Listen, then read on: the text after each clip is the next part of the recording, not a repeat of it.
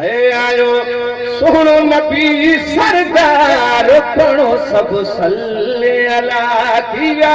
बेड़ा सठन जा पार पणो सब सल्ले अला मक्का शरीफ में मोहब्बतिया मुल्क सरे में मेला मचिया खुश थियो संसार पणो सब सल्ले अला खुश थियो संसार पणो सब सल्ले अला आयो सुनो नबी सरदार पणो सब सल्ले अला अरबादम में थी आबादी नूर से चमकी हर कबादी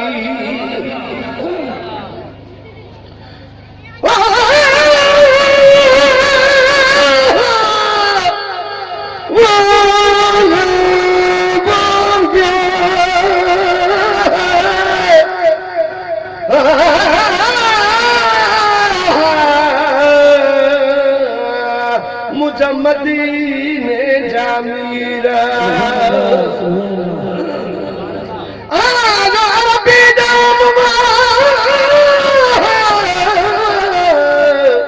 अजो आसमान नी दकई जन्नतुल फिरदौस में मलिक ने हूरन ई दकई सिर्फ एक शैतान उधर कंध हो रोतो रहो बाकी हरदा हर शय चंद सितारन ई दकई अजो भी मोमिन अजो भी मोमिन खा मनहायने आए मुनकर था सड़ने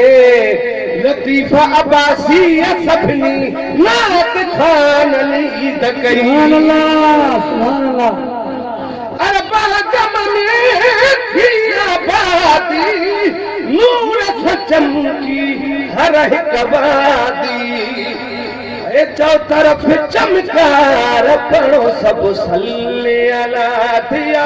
चौ तरफ चमकार पणो सब सल्ले अला आयो सुनो नबी सरदार पणो सब सल्ले अला जान बदल में तारत ज़ाहिर नारा लगी व्या अल्लाह अकबर नारे तकबीर हदीस में अचे थो जबले अबू कुबैस जे मथा इब्लीस ऊंधो कस करे रोई रहो नंढा नंढा शैतान बरायूं बीठा थस दिल जोई था कन से असा जा अब्बा छो थो रोए तोखे कदी रोईंदे न ॾिठो अज छा थियो थी छो थो रोए पियो शैतान छा चयो हदीस में अल्फाज अचनि था कदे बोले मोहम्मद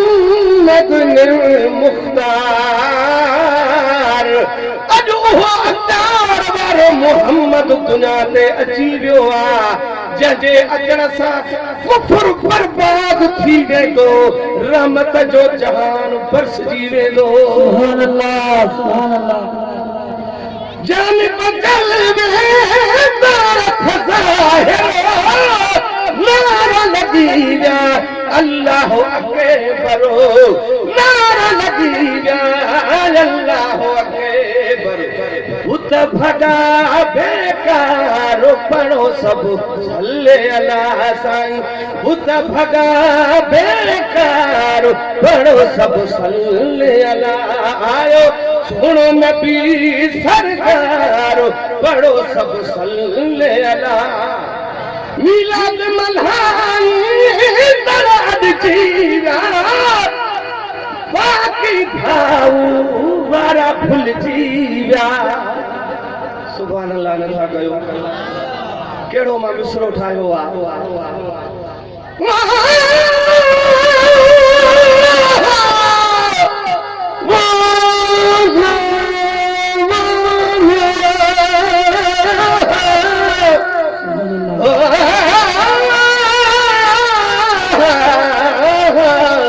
या रसूल अल्लाह